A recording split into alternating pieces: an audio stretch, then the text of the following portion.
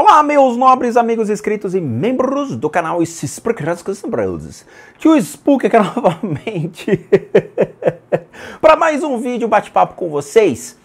Tá, vamos fazer um bate-papo Spook Movies, tá? Eu assisti essa semana o filme da Madame Teia. Madame Teia. Por que eu fui assistir Madame Teia? Madame Teia. Quando você fala rápido Madame Teia, fica até engraçado o nome, né? Madame Teia. Madame Teia. As pessoas me falaram, assiste o filme porque lá tem clarividência, tem vidência, lá tem os negócios que você vai gostar. Eu falei, cara, não rola. Mas eu fui assistir Madame Teia. Honestamente, eu não tenho mais pique para filmes de super-herói, tá? Eu assisti os filmes da Marvel, assisti algumas coisas, Capitão América, blá blá blá. Não tenho mais como assistir esses filmes. Não tenho. Eu não tenho mais paciência. Eu assisti as Marvels e foi algo que, assim, eu perdi 2 horas da minha vida realmente assistindo um negócio que não tem nexo. Agora, Madame Teia também corrobora com essa mesma vertente de que eu não tenho mais paciência para filmes de herói. Na minha época, filmes de herói era Clint Eastwood, Charles Bronson, era o nosso querido Chuck Norris do Braddock. Aquilo lá era filme de herói. Veja, Chuck Norris, ele não faz flexão, ele empurra a terra para baixo. Chuck Norris, ele não abre o chuveiro, ele encara o chuveiro chora para que ele tome banho. Tá? Aquilo lá, o Chuck Norris é realmente o super-herói. Eu soube que uma cobra picou Chuck Norris. A cobra morreu em seguida. E o Chuck Norris, obviamente, nem sentiu nada. Então, assim, nós estamos falando de heróis clássicos. Charles Bronson, então todo mundo tinha medo daquele bigode. Quando aparecia o Charles Bronson com aquele bigode, você tinha certeza, não tinha mais bandido no set de gravação. Se um câmera tivesse envolvido com algum crime, você pode ter certeza que o cara já saía do cenário. Charles Bronson era o super-herói. Clint Eastwood nem se fala, né? O super-herói do bang bang americano. E aí eu fui assistir a Madame Teia. Eu não sei, eu fiquei... Assim, o legal do filme é as primeiras cenas e a última parte. O resto, pode esquecer. Não importa você assistir o miolo do filme. Porque não tem absolutamente... Assim, é uma perda de tempo. Porém, existe uma habilidade muito interessante desenvolvida ali por uma picadinha de uma aranha que dizem que é Amazonas, mas dizem que é Peru, Amazonas, Peru. Os caras fazem até uma mescla ali do que é esta aranha, porque não sabe se ela vai para o Amazonas ou se vai para o Peru. Até agora eu estou com esse ponto de interrogação.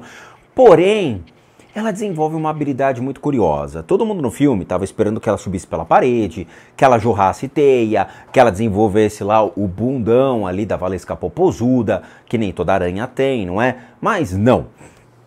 Ela desenvolve uma habilidade muito curiosa, que seria uma espécie de vidência. Ela consegue, por meio de uma situação que ela vivencia, quando ela morre, ela consegue voltar então àquela cena, como visto no trailer. Ok, interessante, mas de novo, ela não é real, tá? Mas existe uma coisa curiosa que acontece mais pro final do filme, e assim, ok, tem um spoiler, tá? Ela consegue projetar a sua consciência e biparti-la em várias partes para que ela esteja em vários lugares, tendo as informações que ela precisa e recolhe-se novamente. Isso é curioso. Aí sim nós vamos entrar em um critério muito interessante em que a humanidade, bem antigamente, acreditava que isso era possível. Quando se fala sobre projeção da consciência, as percepções do estado da consciência, nós estamos falando claramente de 2 temas. Um tema é o que é real ligado a fenômenos químicos do corpo, pois quando se fala de consciência, lida com neurociência, e aí a gente vai lidar com aspectos de percepções do que está ao nosso redor. Existe a consciência e o inconsciente. O inconsciente, ele guarda coisas que estão ao nosso redor, mas também depende da memória, se é memória de longo prazo ou curto prazo. A consciência ela é programada para agir dentro de um aspecto que você está programado. Então, ou eu vou sair daqui de casa e vou para minha academia. O caminho que eu faço é sempre o mesmo. A minha consciência já está pré-determinando qual é o caminho, é natural. O inconsciente aí, ele vai armazenar cenas que estavam ao meu redor, mas que podem ser utilizadas por uma memória de curto prazo. Então, tipo, eu vi uma situação de um cachorro andando na rua, no caminho indo para academia. O meu consciente é o caminho indo para academia, mas o inconsciente vi um cachorro que não estaria ali amanhã e não estava ontem. Então o inconsciente ele registra aquele cachorro, mas ele não faz parte do movimento consciente. Então ele é registrado. Mas como a gente trabalha com a memória de curto prazo, as imagens que você passa hoje, elas são descartadas. Por mais que você tente lembrar de situações e momentos que fizeram parte de algo da sua vida, a memória de curto prazo faz com que ela seja apagada. E nosso cérebro tende a trabalhar com menos informações para poupar até mais energia. Então, quando a gente fala desse movimento de projetar o subconsciente, nós entramos em uma esfera de fenômenos anômalos, fenômenos de projeção de uma consciência a qual a neurociência não abrange, já que são fenômenos psi, são fenômenos que lidam com a hipersensibilidade do ser humano. Veja, existem pessoas que têm um ouvido mais desenvolvido que outros. Existem pessoas que têm o olfato mais desenvolvido e apurado que outros. Existem pessoas que têm o tato mais desenvolvido que outros. Pessoas, por exemplo, que têm deficiência visual ou auditiva, eles desenvolvem outras habilidades para compensar a ausência de algo. Então, obviamente, uma pessoa que tem uma deficiência visual, ela compensa pela audição. Então, ela desenvolve um super ouvido capaz de observar por ele. Então ele consegue olhar pelo seu ouvido. Curioso, mas é fato.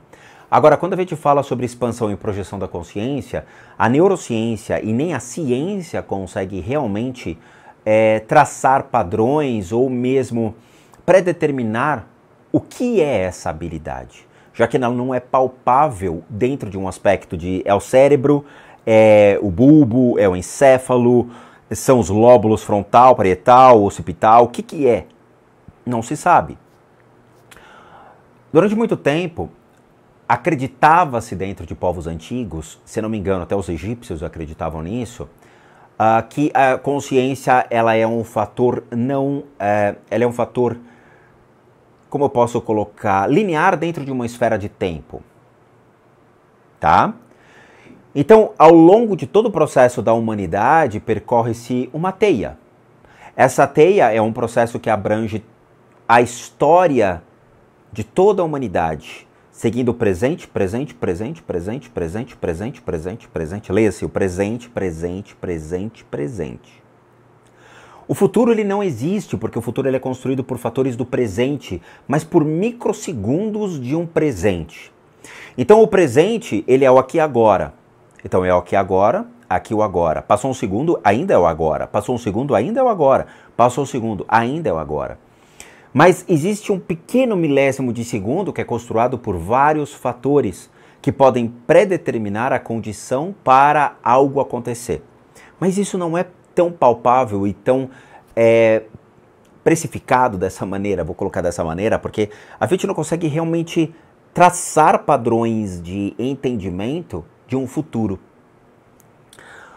Algumas pessoas, de acordo com esse padrão de, por exemplo, o telefone tocou, a frigideira estava fritando um bife, o chuveiro ligou, ele fala, cara, eu já vi essa cena, vai acontecer algo agora. Mediante a conjunção desses pequenos fatores, o presente por milésimos de segundo há uma conjunção de uma percepção futura. Mas, de novo, ainda é o presente, por milésimos de segundo, um pouquinho à frente, pela conjunção de fatores. É a mesma coisa quando você olha para um telefone e fala, cara, ele vai tocar agora, e ele toca. Mas essa linha atemporal, vamos colocar dessa maneira, porque ela não segue só o presente, mas é uma junção de várias linhas de tempo de projeção, faz com que certas pessoas consigam projetar uma consciência para um fator do passado que aconteceu e ele é imutável, para então determinar uma situação do presente. Veja, o passado é imutável. Tudo que acontece no passado, nós não mudamos o passado. Passado, leia-se ontem ou um minuto antes. milésimos de segundo antes. Mas a projeção da consciência, ela torna-se elástica, onde eu posso ir para situações do meu presente. Embora videntes tragam, por exemplo, Edgar Cayce, que era um vidente americano, ele traga fenômenos do passado, em termos de percepções do que aconteceu em certos lugares do mundo onde ele esteve, a conjuntura diz que a minha percepção acontece só no presente de uma maneira elástica. Um fator desse, por exemplo, quem assistiu o filme da Jolie, aquele que eles dobram as balas, né, que atira, a bala faz anda em zigue-zague, é o tear. O tear que predetermina quem vai morrer prevendo situações do futuro. Então o cara vai lá no tear, e o tear diz que, por meio de um código vindo de uma consciência que ninguém sabia o que era, dizendo que quem iria morrer, quem estava predeterminado a morrer, mediante a fatores combinatórios de uma situação do presente. O filme, então, da Madame Teia traz isso. A ramificação da teia dela é uma conjuntura de espaço-tempo, quando ela consegue, por meio das teias, ter as percepções do que está acontecendo no seu passado, o que houve na história da sua vida no passado, onde ela não esteve presente, mas para poder julgar o presente e ver uma linha temporal do futuro. Ela projeta a consciência dela para pessoas, mas ela move a matéria. E isso é complicado, porque uma consciência não tem força, por exemplo, para tirar uma pessoa que está num desfiladeiro caindo. Eu não tenho como chegar lá e puxar essa pessoa por meio da minha consciência. Eu posso projetar a minha consciência para ter a percepção do que está acontecendo com o indivíduo. E do outro lado do mundo, ter então a iniciativa de dizer, existe uma situação de perigo. Essa projeção da consciência, ela é vista junto às religiões mais antigas, como o budismo e o hinduísmo. O cristianismo não tem isso, o judaísmo não tem isso, e nem estudos disso. Já o budismo e o hinduísmo carregam estudos de consciência, subconsciente, inconsciente, e projeções da consciência dentro de uma linha de tempo. É isso que eu falo para vocês. A gente tem que tomar muito cuidado, porque infelizmente tem pessoas que levam o filme muito a sério e acham que aquilo é factível. Não é factível. Eu não posso projetar múltiplas consciências. Não posso. Eu posso projetar uma consciência para uma finalidade de ter uma percepção de algo. Vou dar um exemplo. Uma vez eu estava numa festa lá no Escape Time, né? É uma casa de eventos aqui em São Paulo, que é muito legal. Tem lá os desafios, onde as pessoas saem do labirinto, desvendam crimes, pistas ali. É muito legal para quem gosta de um jogo detetive da vida real. E eu tava lá conversando com os amigos, e aí veio um rapaz, que era inscrito do canal, e veio falar comigo. Poxa, T-Spook, gosto muito do seu trabalho e tal, tô passando por uns problemas, e a gente começou a conversar. E eu fui e projetei a minha consciência, durante a conversa, para a casa onde estava a mãe dele. E eu falei, na casa tem uma energia assim, assim, assim, no cômodo da sua mãe, onde a cama fica em tal lugar, tal, e eu descrevi o cômodo. Ele olhou para minha cara e falou, cara, como é que você sabe disso? Pois a projeção da consciência, ela existe dentro das práticas budistas e hinduístas. Você consegue projetar, mediante a energia de uma pessoa que está comigo, a minha consciência para o ambiente, pois eu usei a percepção dele para direcionar a minha consciência e trazer as percepções do mundo espiritual e da matéria, a qual ele estava presente, para me descrever. Beleza? Essa combinação entre eu e a pessoa gerou essa possibilidade de um direcionamento da consciência. Agora, projetar a minha consciência para o nada, para o vazio e predeterminar que a minha consciência vá para a casa, então, do Trump, minha consciência vai na casa, então, do rapaz lá da Coreia do Norte, do Xi Jinping, aí eu vou agora para o Putin. Não, isso é impossível ter essa projeção de expansão tão clara dentro do princípio da consciência. Eu tenho que focar toda a minha atenção em um ponto. Então a elasticidade que ela cria por meio de ramificações de teias para projetar a consciência em vários lugares ao mesmo tempo não é algo factível, pois isso leva energia, leva tempo, leva esforço, concentração e outros. Eu preciso ter muitos vínculos com certas pessoas para fazer com facilidade. Caso não, eu gastaria muito mais energia mental para fazer algo por meio de um nome ou de uma pessoa, de uma situação que me foi descrita. Eu tive que fazer esse comentário porque, veja, tem muitas pessoas que tratam o Hollywood como uma verdade. Leia-se Lorraine Warren, Ed Warren, leia-se Poltergeist, Amityville e tudo mais. O que nós temos é um mundo fantasioso de Hollywood e principalmente da Marvel, que vão explorar então os quadrinhos e as habilidades pré-determinadas pelos seus escritores. Tem um filme muito legal que eu recomendo bastante, chama-se Perdidos no Shopping. Esse filme Perdidos no Shopping é com um ator e um diretor que é o Silent Bob e o Jay. Quem gosta de um besterol é um prato cheio, tá? O Silent Bob é um cara gordo que não fala, e ele é um dos diretores hoje de Hollywood, e o Jay é um cara completamente desmiolado e maluco. E eles fazem, então, dois personagens dentro de um shopping, onde dois atores famosos de Hollywood ficam tendo devaneios sobre suas vidas e seus relacionamentos em um shopping. Em um momento, um desses caras, ele se depara com o nosso queridíssimo Stan Lee, falecido, e que descreve a criação dos super-heróis, o porquê que o Hulk surgiu, o porquê que o Homem-Aranha surgiu, o porquê que o Homem-Pato não surgiu, e ele faz, então, uma análise dizendo o porquê dos superpoderes de acordo com a sua vida. E o filme é interessante sobre esse aspecto porque, poxa, estar do lado do Stan Lee e ouvir dele o princípio das criações dos super-heróis é bem interessante porque eles são mais humanos do que nós imaginamos. Então, quando vê a Mulher-Teia ou todos esses enredos, a gente tem que entender que eles têm o lado humano que nos interessa. Mas o lado dos poderes, eles não existem. Eles são fantasiosos mediante a criação de um cara que traz, então, as deficiências e o que as deficiências geram em termos de poder para essas pessoas. É um filme muito legal, recomendo. O Perdidos no Shopping, eu não sei como é que chama hoje, mas se você procurar pelos filmes do Jay e Silent Bob, provavelmente vocês vão assistir isso. E Dogma, que também é um filme excepcional, com Alanis Morissette. Ela morreu 7 vezes, Alanis Morissette. Vale a pena assistir também Dogma, que tem um elenco espetacular, tá? Então, assim, eu sinto falta de filmes de verdade de super-homens, de super-heróis e tudo mais. Acho que hoje, infelizmente, esses filmes estão muito chatos, muito monótonos. O único filme que realmente eu bati palma foi o do Batman com o Coringa, né, o Joker, que realmente traz o Joker como, então, algo mais popular e necessário para a existência do equilíbrio, e o Batman torna-se o vilão.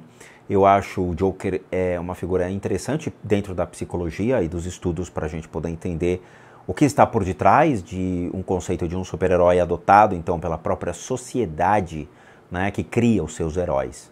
Isso a gente vê no YouTube. Infelizmente, temos muitos heróis na internet e que uma hora vão perder os seus tronos. Muitos heróis para pouco reino, tá?